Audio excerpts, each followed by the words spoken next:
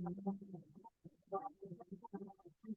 Bueno, vamos cerrando de a poquito ya el programa por el día de hoy, bien cargadito, con un montón de información, de estadísticas, de investigaciones, y este tema vinculado a la Fiscalía de Gabriela Fossati, Fiscalía de Flagrancia, 12º turno, investigando una causa muy grande que está, bueno, denunciando, desmantelando una situación de corrupción en el país durante muchos años y también está mostrando cómo funciona un Estado cuando tiene un determinado sistema institucional. El Estado funciona bien si tiene materia prima de gran calidad, como pasa con la comida, ¿viste? Con los alimentos. Cuando un excelente cocinero o varios cocineros elaboran los alimentos, deben contar con la materia prima de excelente calidad. No alcanza con la experticia, con la capacidad técnica, con el oficio del cocinero o la cocinera, sino que debe contar con materia prima de altísima calidad para que luego esa gastronomía resulte exitosa, tenga el resultado que se pretende. Y eso es un Estado. Un Estado de Derecho es una sofisticada maquinaria institucional perfectamente establecida, diseñada por el constituyente, prescripta, se dice en términos jurídicos, o mandatada por el constituyente, a través de ese documento primordial, documento rector de todo el orden jurídico y político de una nación, de la vida política, institucional, legal de una nación, como lo es una carta constitucional, la constitución de la República, porque es lo que nos constituye, es el continente y el contenido de una nación, en este caso de la República Oriental del Uruguay. Y cuando se desobedece algunos de las normas o de las prescripciones que la Constitución establece, es como quitarle algunos de los factores a un sistema integrado de factores. Es como quitarle a un software alguna información. Es como quitarle algún circuito a una computadora. Es como quitarle alguna pieza a un motor sofisticado de un auto de alta gama, por ejemplo. Ya no va a funcionar igual. Ya va a tener un disfuncionamiento en algún aspecto. Ya no es lo mismo, ya fue alterado. Eso ha pasado con el Estado uruguayo cuando se introduce este sistema de fiscalías, llamado por la nueva ley, el Código de Proceso Penal, incluso el sistema fiscal acusatorio adversial contradictorio, ¿no? Un adversial acusatorio fiscal,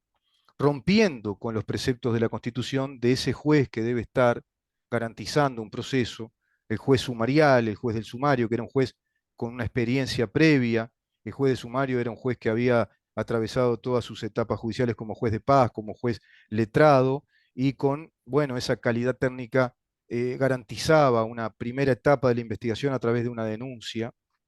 que podía ser de un particular, de un ciudadano cualquiera, o directamente tramitada a través de una investigación policial desde la policía, que tiene una función auxiliar, de acuerdo a la ley orgánica policial, una función auxiliar de la justicia.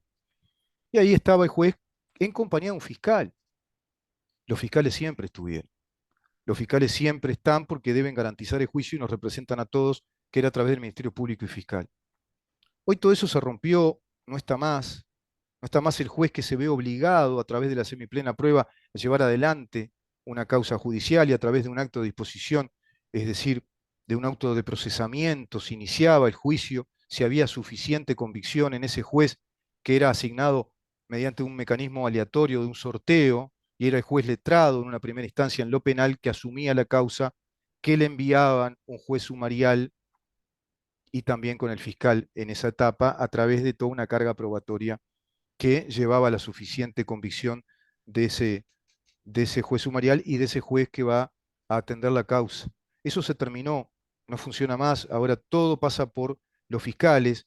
quienes determinan si continúan o no con una investigación, si tiene mérito o no tiene mérito una investigación. Son como pequeños monarcas que toman decisiones respecto a las personas que son denunciadas y toman decisiones respecto a investigar, a continuar con eso o no. ¿Por qué comento todo esto? Porque estamos en un país en el cual estamos expuestos, en este sentido, bajo este nuevo régimen o sistema de justicia instalado en el año 2017, estamos expuestos a la buena voluntad de los fiscales. Y en el caso llamado caso Astesiano, o en el caso de esta organización para delinquir vinculada a la documentación civil que acredite ciudadanía uruguaya para rusos, ucranianos, también, como hoy dio información Carlos Barbosa, también para chinos, para marroquíes, y hay más, ¿no? Y más. Bueno,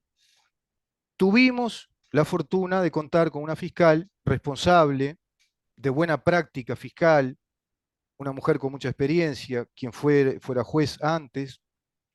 una abogada que demuestra una altísima experiencia en todo esto, pero sobre todo la buena voluntad y especialmente el buen criterio de ajustarse a un Estado de Derecho y brindar una investigación fiscal que dé todas las garantías a nuestro Estado, porque se trata nada más y nada menos que de una organización para delinquir en perjuicio del Estado uruguayo, de una red de delincuentes, de una red del crimen que se estaba perpetrando del año 2013 en adelante. Contamos con esta fiscal que llevó adelante la investigación, que ha ido bastante hacia adentro en esta investigación, pero manifestando en varias oportunidades que no se encontraba cómoda porque no tenía los respaldos suficientes del fiscal general de la Nación, el doctor Juan Gómez, que no contaba con los recursos suficientes y que no se cumplía con lo pactado con él, que era que la trasladara a una fiscalía especializada en delitos económicos, porque quizá por ese lado ella podía investigar mucho más a fondo, con personal capacitado, con personal instruido para ello y con más recursos en cuanto a infraestructura, logística de investigación, etcétera, en relación a esta fiscalía de flagrancia.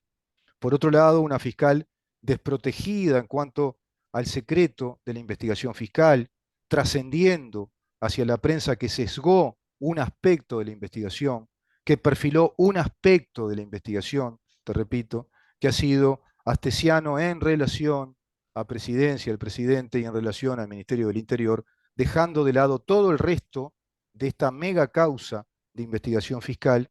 una fiscal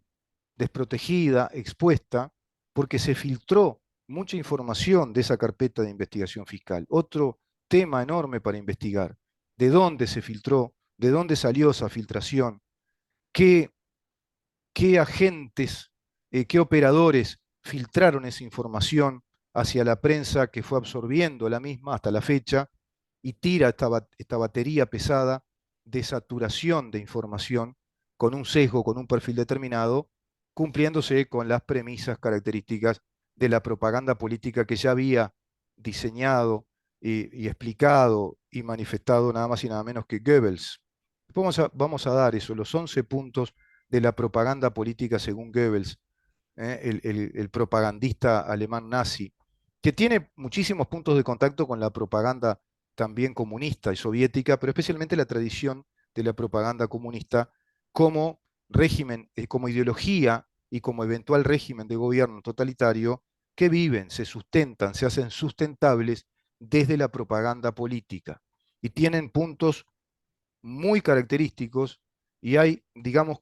detalles que definir respecto a esa tarea propagandística de operadores políticos que no están cumpliendo con una verdadera tarea periodística de información y análisis respecto a datos extraídos de buena fuente, de fuente chequeable, pero además dando un panorama general, abarcativo o integral de un hecho determinado. En este caso, la investigación fiscal a esa secretaría privada, articulante de toda una organización para delinquir, vinculada a rusos y a agentes rusos, como el caso de Alexei Silvaev, y otros agentes que también iremos mencionando, y al escribano,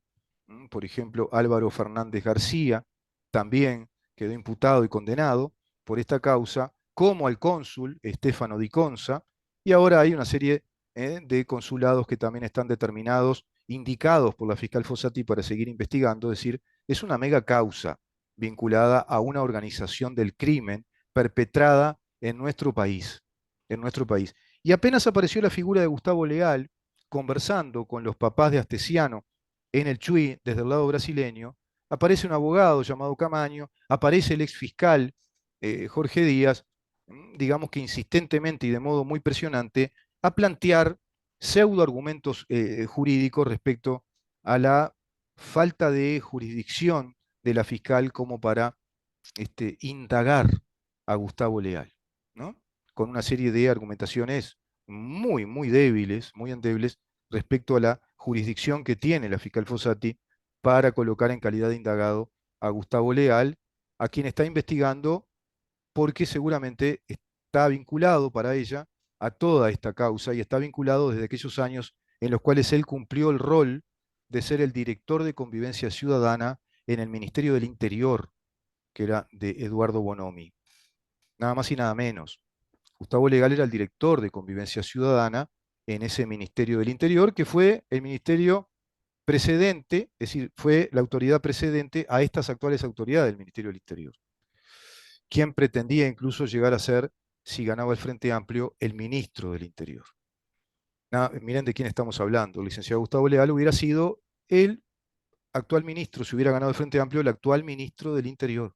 Bueno, a esa persona está investigando Gabriela Fossati y a partir de esa investigación, de esa indagatoria, la cosa se complicó, se intensificó en presión y quién sabe en cuántas cosas que no sabemos, como trascendidos que me llegan a mí, de que incluso está amenazada de muerte y a la prueba está que el fiscal Gómez dispone de guardias policiales que velen por su integridad física hasta que se restablezca en su actividad como fiscal en esta causa, hasta que cumpla con esos 13 días o 15 días, si no me equivoco, de licencia médica. Está custodiada el actual fiscal Gabriela Fossati, está protegida, cuidada por cualquier tipo de agresión que pueda atentar contra su propia vida. Fíjense en qué situación se está, en qué situación está esta causa y está diciendo mucho respecto a lo que hay detrás, ¿no? Lo que esconde todo esto. Nos vemos mañana a partir de las 10 de la mañana para seguir preguntando en dónde estamos. Chau.